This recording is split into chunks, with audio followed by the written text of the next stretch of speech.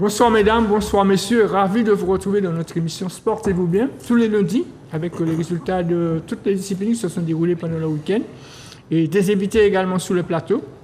Mais avec moi, pour animer, je peux dire, présenter un peu cette émission, Émeric Larcher. Bonsoir Émeric. Bonsoir Clément, toujours un plaisir d'être parmi vous avec Zouk TV, Sportez-vous bien. Et puis, tu as passé un très beau week-end. Une très belle semaine même, parce que ça a débuté depuis la victoire de la section de Martinique féminine au Honduras, victoire 4-1. Et puis le week-end dernier, effectivement, la très belle victoire du Golden Lion en Coupe de France contre le FC Métropole Troyenne. Donc oui, une belle semaine. Donc sur notre plateau des invités, comme d'habitude, et ce soir nous avons le plaisir de recevoir le président du Golden Lion, M. Laurent Saint-Honoré. Bonsoir Monsieur le Président, et merci d'avoir répondu à notre invitation. Bonsoir Clément, et puis déjà merci de m'avoir invité et merci à tous les téléspectateurs de Zouk TV. Alors vous restez avec nous, on va commencer par le football, bien sûr, par la Coupe de France, mais avant ça, permettez-moi de remercier Manuela et Grégory pour avoir préparé cette émission pour nous.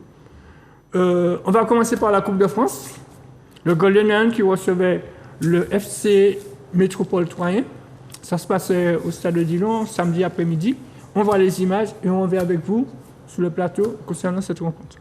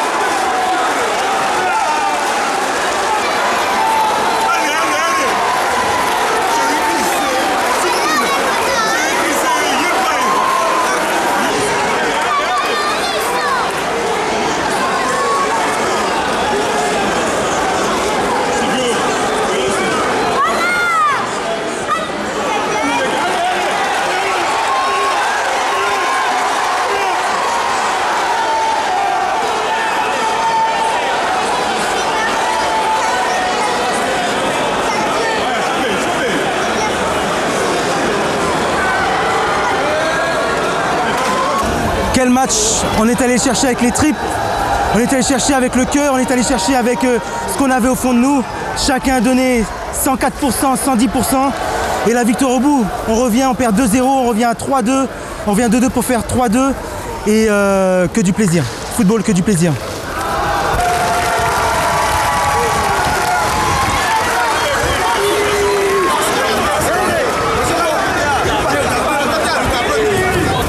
Qu'est-ce qui n'a pas marché? Je pense que c'est sur des faits de jeu. Après, voilà, à notre niveau, il n'y a pas de VAR, mais je pense que le but du 3-0, je suis sur la ligne, il est plus que valide. Après, voilà, la décision de l'arbitre veut autrement. Tout de suite après, au lieu d'un 3-0, on se retrouve à 2-1. Un 2-2 aussi, assez litigieux. Moi, je sais pas, je suis pas bien placé, mais bon, 2-2. Et le but qu'on met encore hors jeu, celui-là, il est bien hors jeu. Mais après, voilà, c'est, je pense, un peu trop de nervosité. On a un peu paniqué. Et c'est tout. Hein. Après, bravo à Golden Lion qui a bien géré et qui a eu le scénario parfait. Mais c'est des grosses fautes. Pour nous, c'est une faute grave. Une faute professionnelle et une faute grave. Parce que eux, ils sont à 10 en plus. Donc on n'a pas le droit d'avoir ce scénario-là. Mais bravo à eux. Ok, merci beaucoup.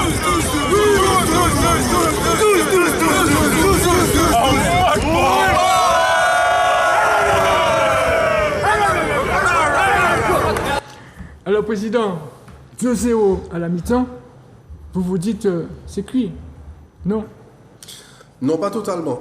Parce que quand j'ai vu la première mi-temps, c'est vrai qu'on prend les 2 buts dans des circonstances particulières. Le premier but, un corner.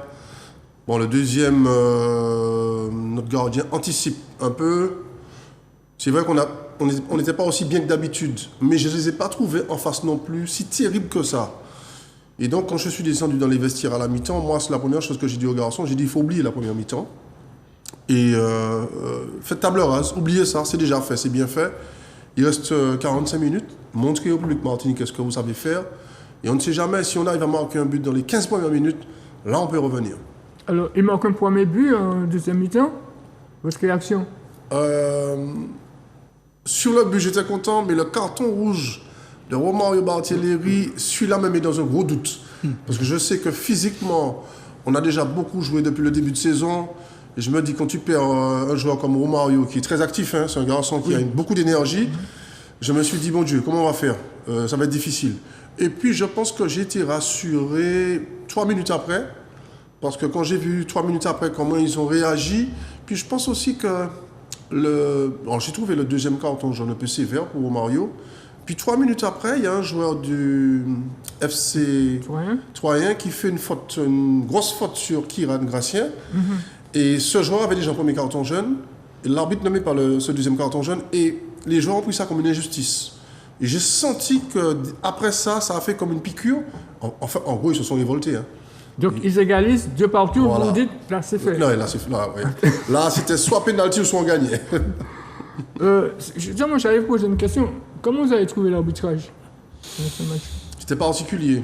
J'ai trouvé qu'à un moment, il a été un peu... Il y a beaucoup de fautes quand même qui n'étaient pas sifflées pour nous. Et comme je vous dis, le premier carton jaune de Barthéléry a été sévère, c'était sa première faute. Le deuxième aussi, je l'ai trouvé sévère. Et puis 3 minutes après, alors, franchement, pour moi, c'était vraiment un symbole. Et heureusement qu'on a quand même un garçon qui est assez, je dirais, assez intelligent, en la personne de Kevin Parsemin, qui a fait un gros travail mental sur l'arbitre, il a calmé tous les autres joueurs qui étaient vraiment énervés, parce qu'on aurait pu prendre des cartons, hein, si vous perdez le match comme ça. Et de ce qu'il m'a dit après, il m'a dit qu'il a beaucoup causé avec lui, sans ça, il faut être respectueux quand on parle d'un arbitre. Bon, c'est difficile, vous êtes mené 2-1, vous êtes à 10, donc il a travaillé au corps, et on a vu un peu à la fin qu'il a commencé à donner des décisions un peu en notre faveur. C'est vrai. Voilà un peu ce que j'ai à dire de l'arbitrage. Et moi, vous étiez au match, quelle analyse vous faites de ce match et comment réagissez-vous? Moi, je pense que le Golden Lion gagne grâce à l'abnégation. C'est-à-dire qu'on a senti en deuxième mi-temps surtout qu'une équipe qui avait vraiment faim, qui avait envie de se rattraper par rapport à la première mi-temps où, comme a dit le président, on n'a pas reconnu le Golden Lion, voilà, triple champion titre en Martinique. Et on a senti en deuxième période qu'ils avaient faim, qu'ils voulaient vraiment mordre leur adversaire.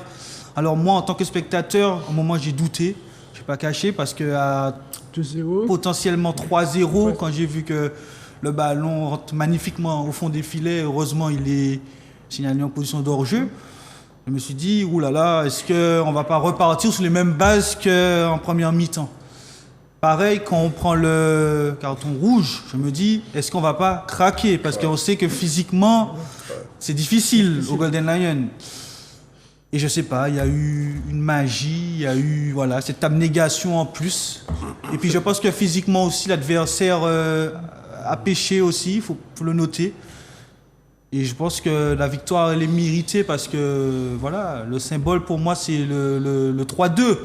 Le 3-2 du Golden Lion, c'est-à-dire que c'est sur un exploit individuel, un centre, qu'on arrive à gagner. Et puis dans ce genre de match, il faut aussi avoir le mental. Si vous n'avez pas le mental... Ah ben oui, ça rentre dans l'abnégation. Le mental, tu es mené 2-0, bon là, tu n'as plus rien à perdre. Là, c'est bousculer l'adversaire, c'est vraiment montrer que tu es en Martinique et tu défends ton beefsteak comme il se doit, quoi. Pour rester avec nous, c'est vrai que parallèlement, il y avait une journée de championnat, le Golden n'a pas joué. On va avoir la rencontre qui opposait le CSKA Blois à l'US Riverine. Ça se passait dimanche après-midi au stade.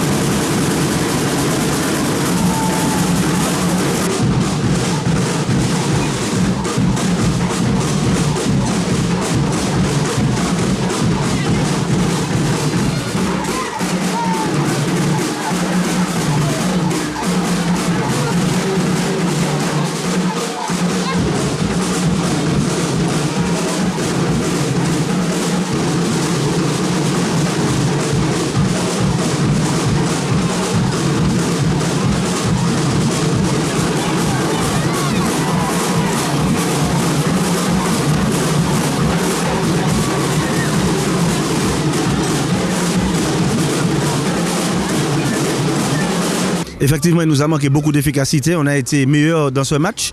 Et puis, il nous a manqué aussi une petite grande chance. Parce que des fois, dans la vie, il nous faut de la chance, mais on n'en a pas eu ce soir. On avait aussi 2 pénaltys que l'arbitre aurait pu siffler en premier mi-temps. Mais bon, on en passe. Alors, on va continuer à travailler pour revenir plus fort. Ah non. Bon, je préfère ne rien dire parce que... Mais non, c'est pas... Il y a beaucoup à revoir sur la qualité technique. Bon, je crois qu'on peut retenir encore les 4 points ce soir et puis voilà, je préfère dire ça et voilà. Mais je suis très très déçu de cette prestation. Voilà. Voilà, une déception de Maurice Narcisse, mais 4 points quand même qui met du beurre au classement. On va avoir les autres résultats, tout en sachant que mercredi soir, le club colonial, le Golden Star, avait fait match 0-0.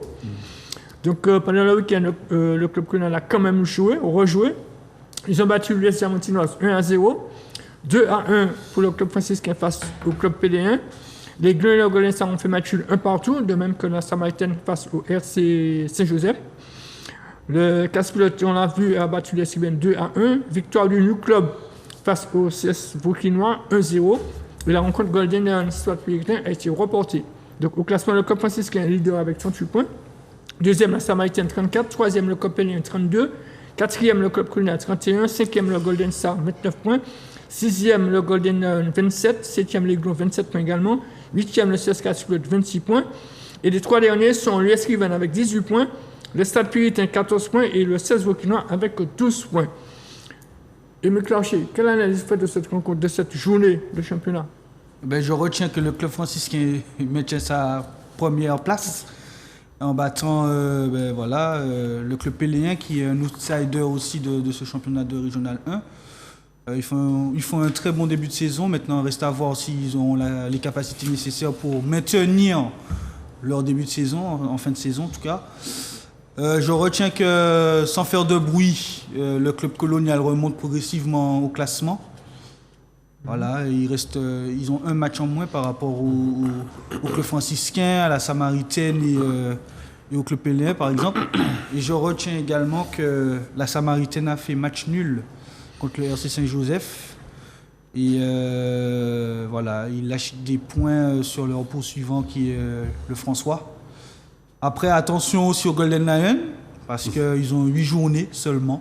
Et ils sont pour moi assez bien placés. Et s'ils arrivent à gagner leur match en retard, ils pourront fort probablement titiller le club franciscain qu'ils affrontent d'ailleurs le week-end prochain. Alors, le Golden Lion, c'est 6e avec 27 points, président. Quelle analyse fait de cette rencontre? Et puis le Golden Lion Non, cette année, ça va être un beau championnat. C'est un beau championnat. Bon, nous, notre difficulté, c'est... Pour moi, on est bien placé. Après, 3 matchs en retard, ce ne sont pas des matchs gagnés. Après, tout dépend du moment où vous les jouez. Comme par exemple, le week-end prochain, on va jouer au François, où il faudra qu'on soit très fort mentalement. Il faudra aussi qu'on soit très fort dans la gestion humaine, parce qu'il ne faut pas oublier que les cartons jaunes comptent. Et si nous prenons certains cartons jaunes vendredi contre le club franciscain, certains de nos joueurs peuvent être suspendus pour le match, le 32e tour de Coupe de France contre le LOSC, puisque nous avons le tirage au sort qui vient de tomber. On y reviendra tout à l'heure. D'accord. Ok. Voilà. Vous restez avec nous.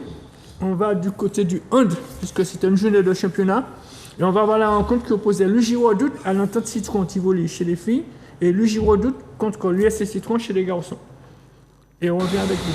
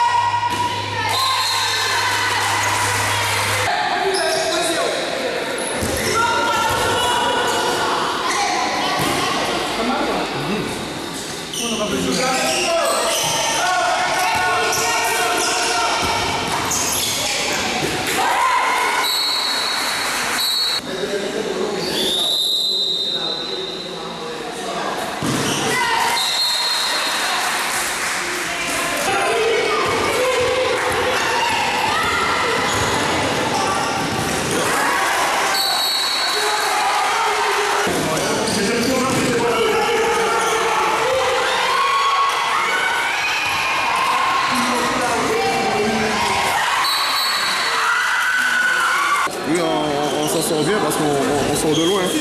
On a été mené de 3 buts. On a galéré un petit peu pour revenir, mais au final, ça fait match nul. Au niveau de l'average, on est bien, mais bon, on aurait pu gagner ce match plus facilement, je pense.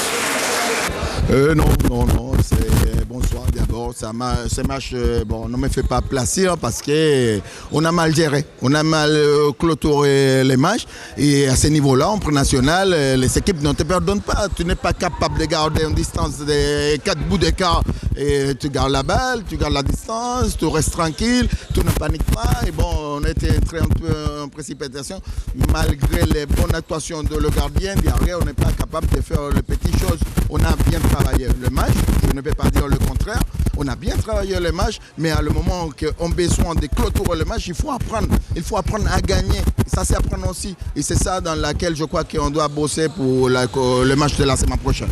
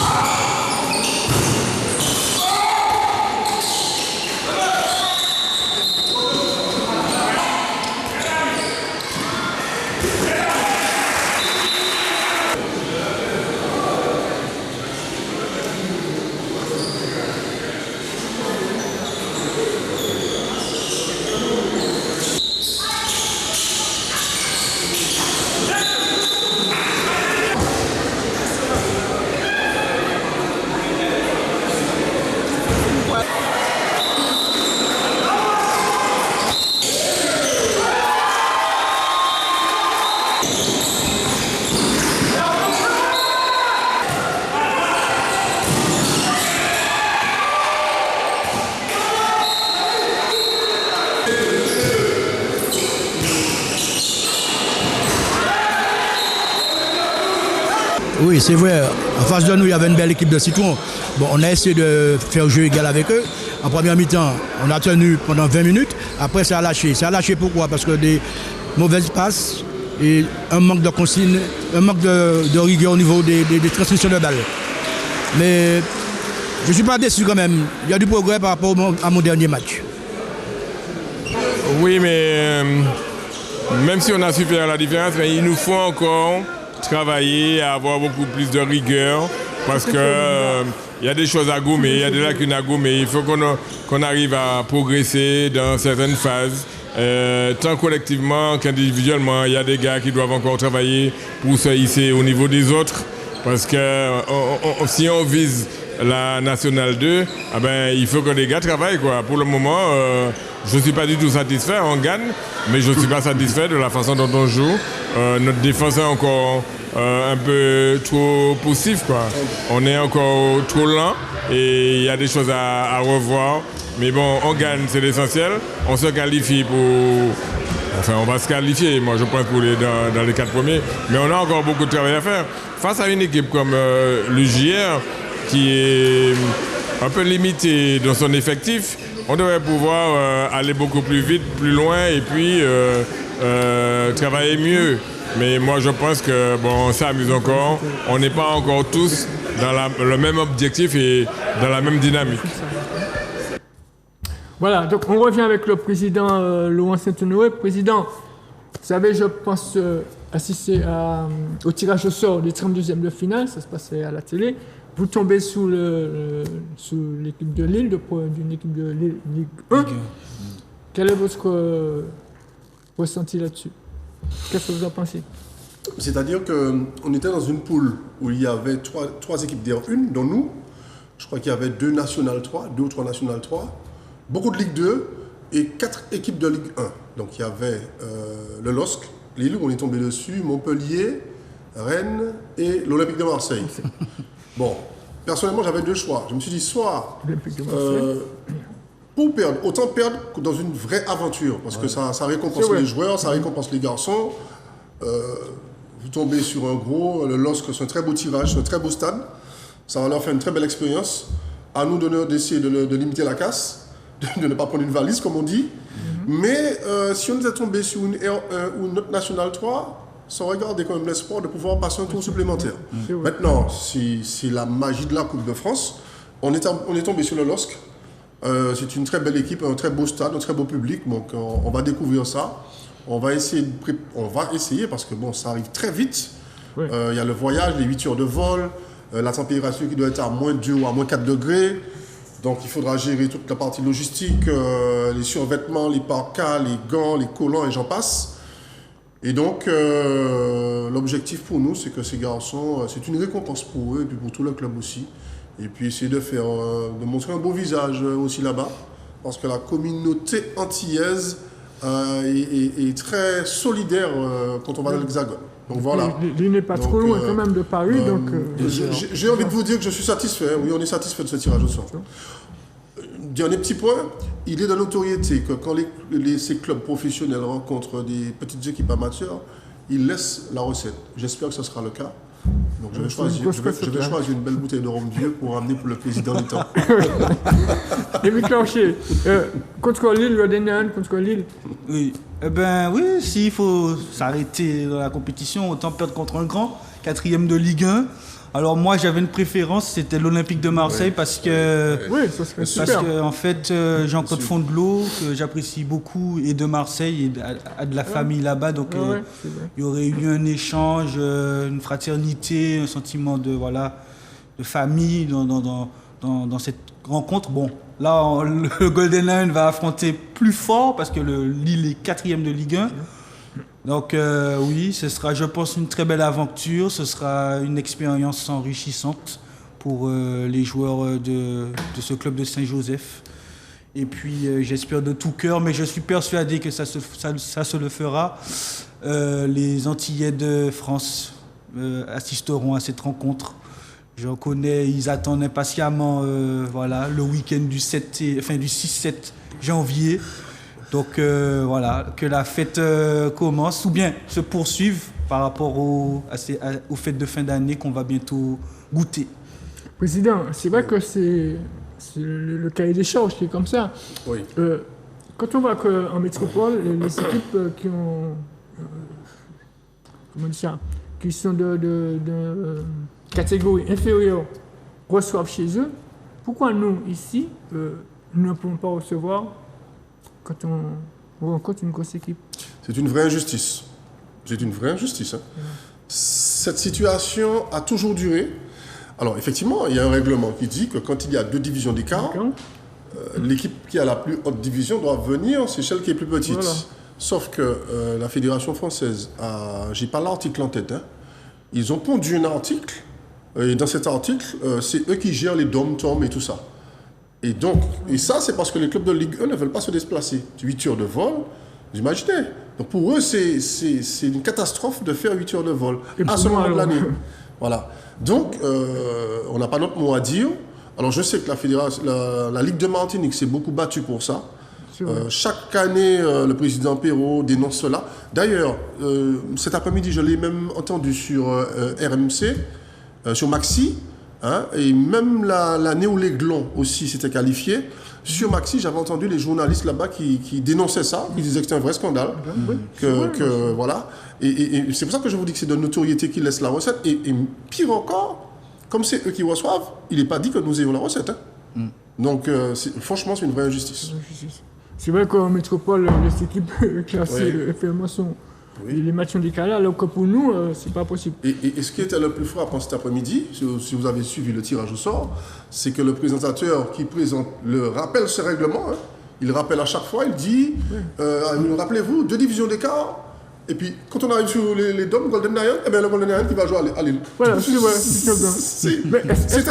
choquant. Une question que je voulais vous poser, est-ce que vous avez été invité à participer à ce tirage au sort? Non, pas du tout. Non. Il me semble que tous les autres clubs... moi, je pense que c'est dû à la distance aussi, je pense. Oui, mais on devrait recevoir. Ouais. Je pense qu'un club de Ligue 1 peut faire des déplacements comme ça. Ils ont des jets, ils ont des moyens. Ils ont des moyens pour. Et puis ce serait bien pour le public martiniquais. Remplir le stade de Dillon aussi, ce serait une très belle chose. Oui, c'est clair. Voilà. Mais c'est un vrai paradoxe, parce que financièrement... c'est celui qui a moins d'argent qui se déplace. Absolument. Et ça pose problème.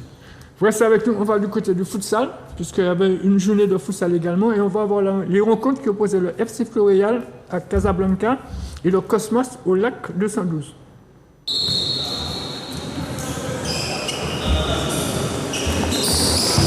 Recule légèrement.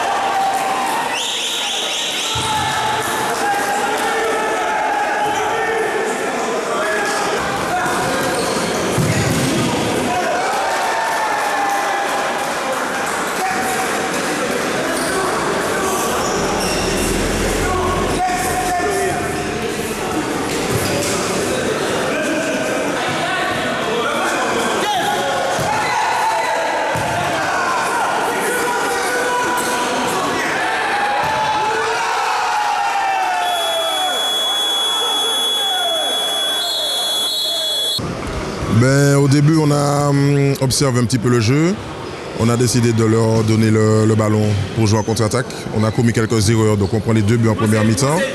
Ensuite, on décide de jouer vraiment notre jeu, d'aller chercher. Du coup, on revient au score. Malheureusement, c'est physiquement qu'on a craqué un petit peu sur la fin. Puis mettre ces 3 buts supplémentaires. Mais on va continuer à travailler. Là, c'était le dernier match de la saison. On espère repartir avec la victoire, mais on va continuer à travailler pour la suite du championnat. Oui, on fait un beau début de match. Après, on n'a pas réussi à mettre plus de buts en première mi-temps. Je pense qu'on aurait pu mieux faire. Après, ils ont poussé pour revenir au score. Ils ont égalisé. Mais on a eu un bon gardien. Il a bien défendu aujourd'hui. Et puis, je pense qu'on les a attendus, on les a contrés. Donc, c'est bien. Après la défaite de la semaine dernière, je pense que c'est bien de réagir. Donc, il faut continuer comme ça, recommencer à travailler offensivement pour être plus efficace.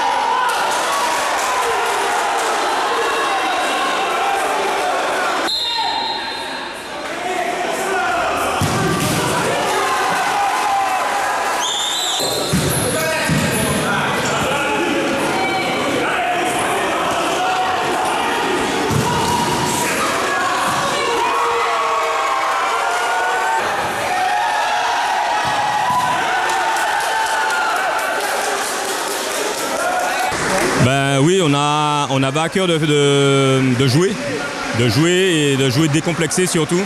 On traverse une phase difficile, mais on a vu, je pense, une belle équipe du Cosmos aujourd'hui. On a su se créer pas mal d'occasions qui n'ont pas été au bout malheureusement pour nous. Mais alors une défaite, c'est jamais encourageant, mais on va prendre celle-là comme une note quand même positive parce qu'on a eu quand même de belles occasions. On a su produire des choses intéressantes et maintenant il faut qu'on continue sur la même lancée. Ah oui, ça a été une très belle équipe du Cosmos, une victoire 4-1.